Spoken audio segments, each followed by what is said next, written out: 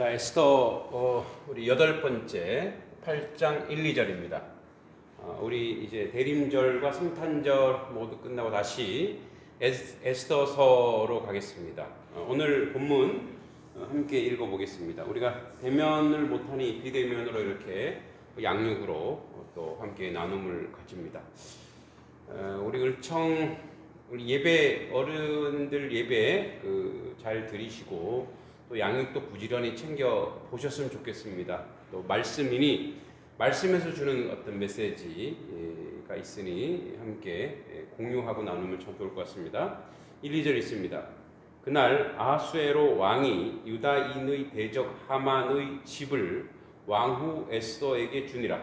에스더가 모르드게는 자기에게 어떻게 관계됨을 왕께 아뢰었으므로 모르드게가 왕 앞에 나오니 왕이 하만에게서 거둔 반지를 빼어 모르드게에게 준지라. 에스더가 모르드게에게 하만의 집을 관리하게 하니라. 아멘. 자, 오늘 본문을 높이시는 하나님으로 보겠습니다.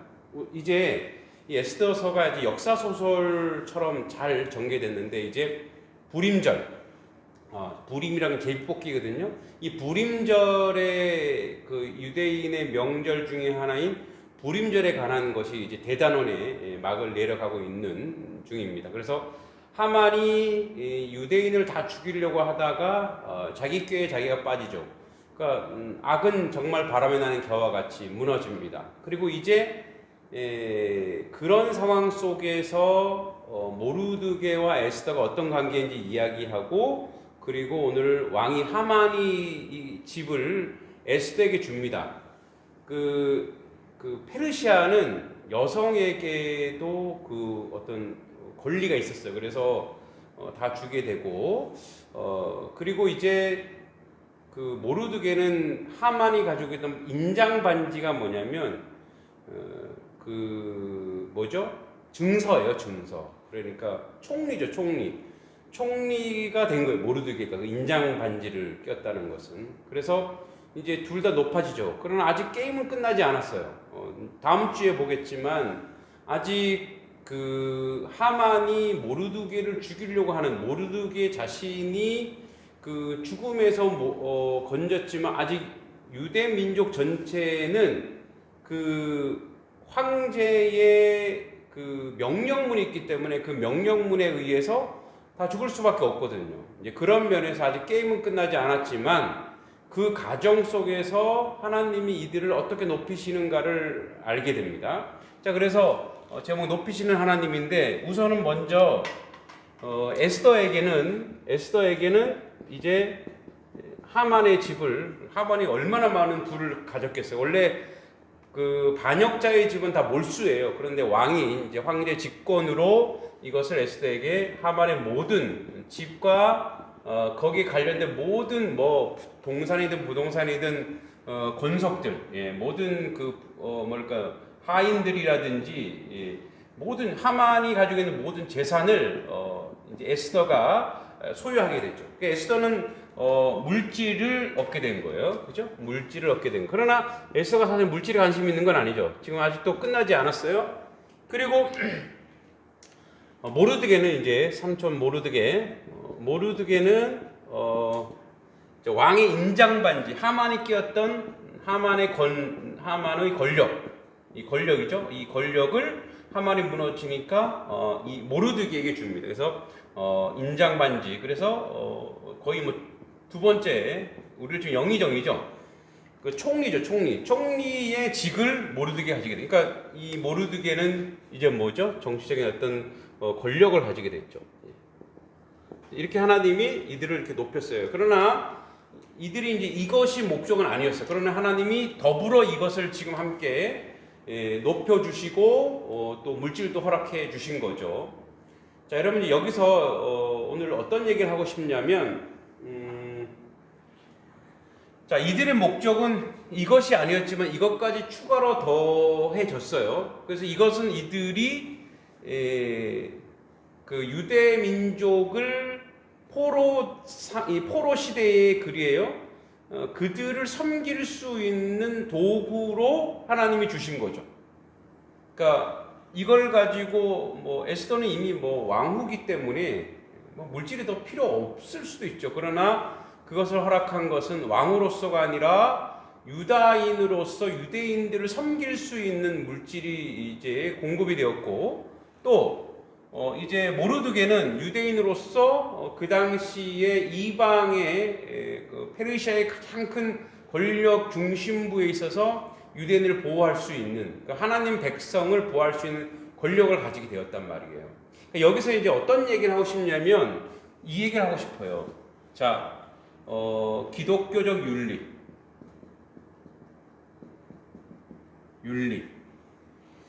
그러니까 우리는 이제 윤리하면은 무엇으로 가져가냐면 세상적인 가치, 세상적인 원리, 세상의 그 뭐랄까 도덕성으로 척도를 하는데, 사실은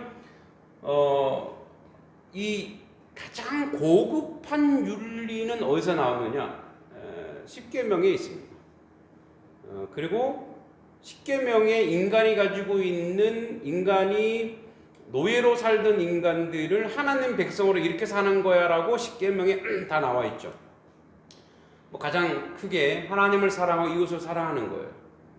자, 그래서 기독교 윤리의 가장 핵심적인 부분을 창세기 18장 19절에 이렇게 표현되고 있습니다. 제가 한번 읽어보겠습니다. 자, 요거는 이제 아브라함부터 시작되는데 18장 17절부터 19절 읽어보겠습니다. 여기에서 이르시되 내가 하려는 것을 아브라함에게 숨기겠느냐. 이제 천사가 와서 소돔과 고모라를 멸망시키는 거죠. 그러니까 도덕과 윤리가 무너진 땅을 멸망시키기 전에 아브라함은 강대한 나라가 되고 천하 만민은 그로 말미암아 복을 받게 될 것이 아니냐. 예, 복을 받았죠. 에스더와 모르겠지만 아브라함도 복을 줄 건데, 그런데 이제 그 복이 어떻게 통로가 되느냐 보세요. 18장 19절입니다. 내가 그로 그 자식과 건석에게 명하여 여호와의 도를 지켜. 자, 첫 번째 뭐죠? 첫 번째 기독교적 윤리, 첫 번째 여호와의 도를 지키는 겁니다. 자, 첫 번째 여호와의 도를 지키는 거예요. 자, 여호와의 도를 지켜 의와 공도를 행하게 하려고. 자, 두 번째 여호와의 도는 뭐냐? 그게 의와 공도, 평등, 정의로움이겠죠. 자, 이것을 행하도록 한다는 거예요. 행하게 하려고 그를 택하였나니. 자, 여러분 이제 그 다음 거는 이제 아브라함의 이 약속을 이룰 거다 이런 얘기인데, 이게 바로 뭐냐면 아브라함에게 약속한 그 후손들이 지켜야 될 행위예요. 그러니까 이것이 지켜져야 돼요. 그러니까 여호와의 도는 뭐겠어요? 여호와의 도. 하나님의 율법과 계명을 지키는 거예요. 그죠? 하나님의 말씀과 계명을 지키는 거예요. 가장 큰 계명이 뭡니까? 여호와의 도. 하나님을 사랑하는 거예요. 이 사랑을 잃어버리면 안 돼요. 사랑은 계속 뭐랄까요? 우리 그 리바이벌 시켜야 돼요. 그 하나님에 대한 사랑. 왜냐하면 그건 감정이 아니거든요.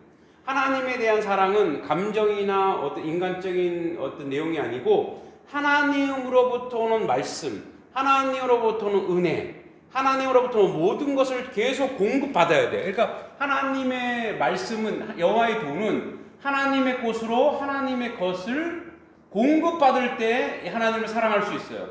이게 끊어지면 어떻게 해요? 세상 우상을 숭배하게 되는 거죠. 그리고 그 상황에서 의로움, 우리가 여기서 뭐 정의, 공의 이런 거 얘기할 수 있겠지만, 이 의라고 하는 건 진리죠, 진리. 공도, 그 진리 가운데 있는 뭐죠? 평등. 이 가운데 뭐가 세워지냐? 진리가 세워지면서 뭐죠? 힘이 생기는 거예요. 힘, 능력이 생기는 거예요. 진리를 실천할 때. 평등이 오면서 뭐죠? 평화가 이루어지는 거예요. 평화가 이루어지는 거죠. 자, 진리신 그리스도가 이 땅에 오셔서 뭐죠? 평화를 이루신 거죠. 그러니까 이게 기독교 윤리의 가장 큰 윤리. 그러니까 이 윤리의 가장 핵심은 뭐냐면 사랑입니다. 사랑. 그래서 이들이 이것을 이게 목적이 아니었지만 이들이 바로 뭐예요? 이들이 유대인 하나님의 백성 그 공동체를 살려야 됐어요. 그래서 뭐죠? 이타적이었어요. 그것이 바로 뭡니까?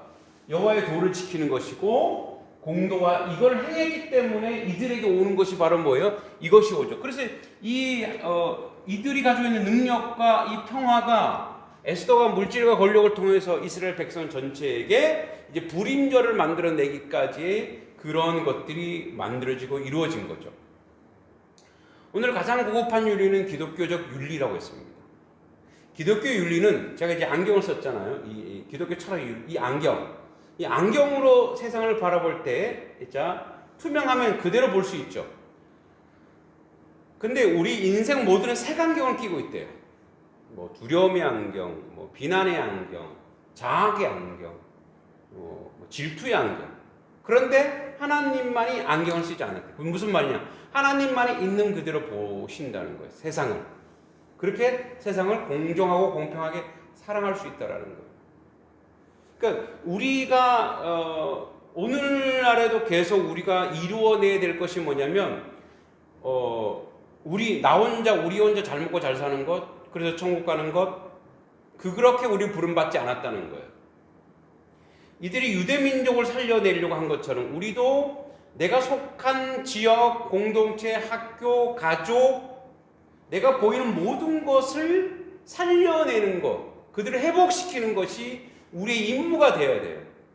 그러니까 개인의 영달이라거나 개인이 내가 잘 먹고 잘 사는 거나 내가 부자 되거나 나는 거기에 영향을 끼치지 않으니까 라고 하는 그러한 거는 뭐죠? 기독교적 정신, 그 정신, 그 고급한 정신에 맞지도 않고 그것은 바알적이고 우상숭배적입니다. 하나님의 백성은 높이시는 하나님, 왜 높이시냐? 그래서 내가 잘나서 높이는 것이 아니라 그걸 가지고 뭐예요? 그의 공동체, 연약한 자를 섬기라고 보내주신 거예요. 이게 바로 우리의 사명입니다. 또 다른 말로 이것은 이제 선교적 마인드입니다. 왜냐하면 하나님의 복을 세상에 전해야 되거든요. 우리는 복받은 사람이다. 복은 자기 복제를 한대요. 복받은 사람은 그 복을 계속 복이 돼서 나눌 수 있다는 거예요. 우리는 복을 받았어요. 그런데 복을 자꾸 기준을 물질과 세상적인 것으로 보게 되는데 그게 아니라 복이라고 하는 것은 하나님을 알고 하나님으로 쏟아지는 모든 것이 복이에요.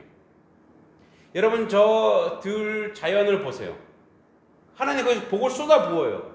자라고 성장하고 때로는 비바람이 불어서 무너질 때쯤 다시 또 부활하고 그렇게 가는 것이 복입니다. 지금도 하나님 우리에게 복을 쏟아 부어요. 이것을 어떻게 해요? 우리 권속, 우리 자식과 권속, 다음 세대에 영향을 주는데 어떻게 하라고요? 그들이 여호와의 도를 지키게 하고 의와 공도를 행하게 해라. 그렇게 해서 이런 기독교적 고급한 윤리를 실천할 때 에스더 같은 인물이 나오는 것이고 모르드게 같은 인물이 나오는 것이고 그래서 뭐예요? 세상을 살리고 민족을 살리고 열방을 살리는 자리까지 간다는 것을 기억하셔야 됩니다. 하나님은 하나님 백성을 높이시기를 원하시고 즐겨하십니다. 여러분을 높일 수 있는 근거를 여러분 스스로 만들어내십시오. 세상에 빛과 소금이 되고 그렇게 나 개인만이 아니라 우리끼리만이 아니라 우리 교회만이 아니라 열방과 이웃과 그 모든 것을 가장 아름다운 사랑의 윤리로 보호하고 지켜내는 자리에 서길 바랍니다. 기도하겠습니다. 하나님 아버지, 에스더를 통해서 그들을 높이시는 하나님 왜 높이시는지 알았습니다. 그들이 왜 그렇게 하나님께서 쓰임받았는지 알았습니다. 그 기독교 윤리, 고급한 가치와 정신을 본받는 우리의 모습이 되도록 인도하여 주시옵소서. 예수님의 이름으로 간절히 기도합니다. 아멘. 수고하셨습니다.